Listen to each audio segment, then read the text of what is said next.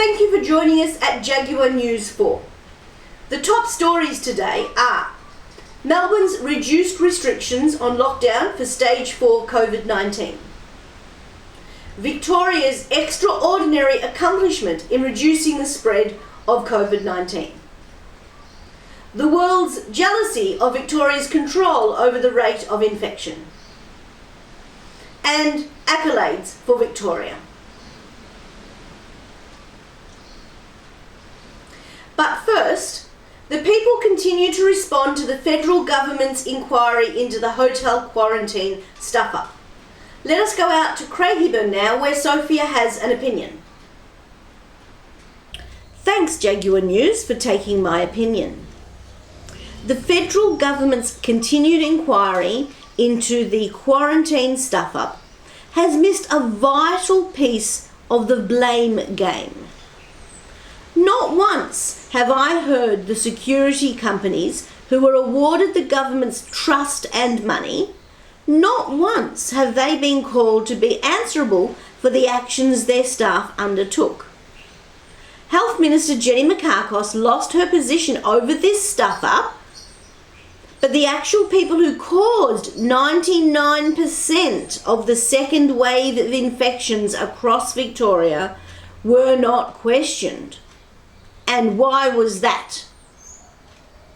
If the government gave me money to, say, build a building, and I subcontracted the task out, and the building fell down, would I not be the first port of call to answer to? Would I not then want to pass the buck on to the subcontractor I commissioned to do the work?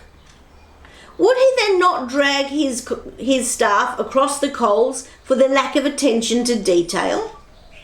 Would not the youngest apprentice, as the last in, first out principle suggests, be the one to lose his job?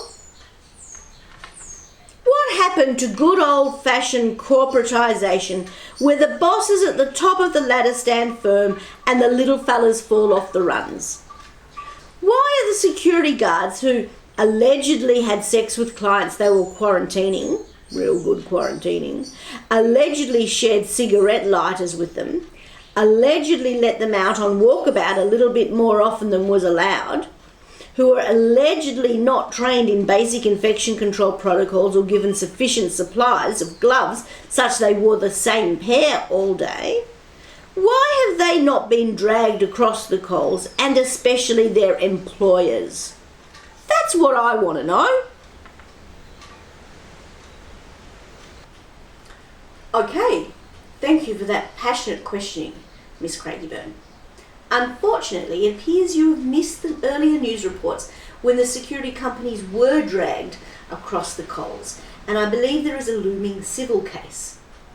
It was also reported that the security staff allowed quarantine guests to visit family on compassionate leave and have several hours of unaccounted for movements.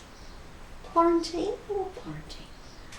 So as a result of this, Victorians have been on very harsh lockdown restrictions for over 6 weeks.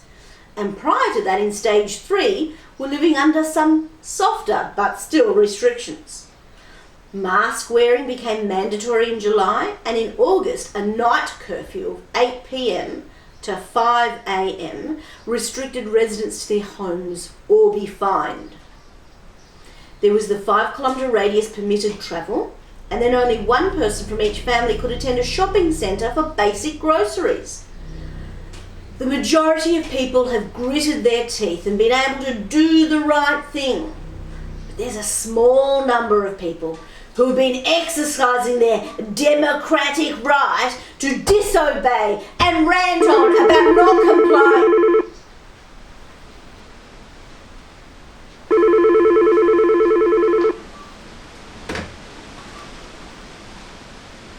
Yes, sir? Yes, sir. I'm sorry, sir.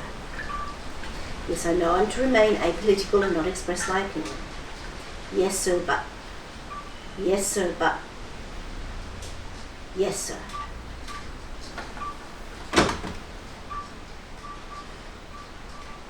Let us go out now and talk to some Victorians about their perspective on the matter.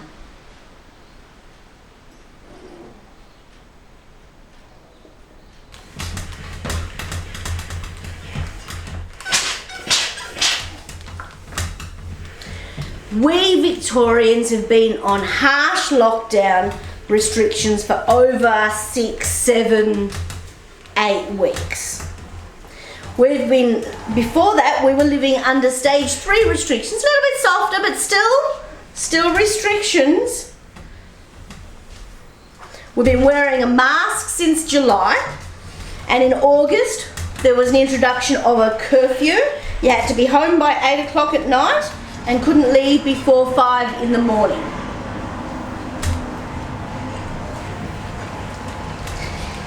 If you went shopping, only one of you could go shopping, and you had to stay within 5-kilometre radius of your home. If you lived alone, you couldn't have visitors, so you better enjoy your own company. Now, the majority of us, we've complied, not a problem, we've just gritted our teeth and we've done what we have to do the right thing. But there's a small group of people who have been exercising their democratic right to disobey and rant on about not complying. Well, bugger off, you lot, I say. We've worked too hard to flatten the roller coaster and we're nearly there. We don't need you jumping up and down thinking me. You need to sit back down, put on your mask and wait it out like the rest of us. Being confined to your own home is not the worst thing that could happen to you. Sometimes we must do what is important for the greater good. We had numbers in the 700s only a few weeks ago, cases a day. Now that's not compared to poor old France who's getting 10,000 cases a day. We're doing all right by comparison. But there's been 998,000 deaths worldwide from COVID-19. This is not a conspiracy. They're all people's mothers and fathers and sons and daughters and brothers and sisters and wives and husbands and neighbours and friends and work colleagues. This is not a conspiracy. One case, one death is one too many. So, sit down, mask up and bear it out like the rest of us.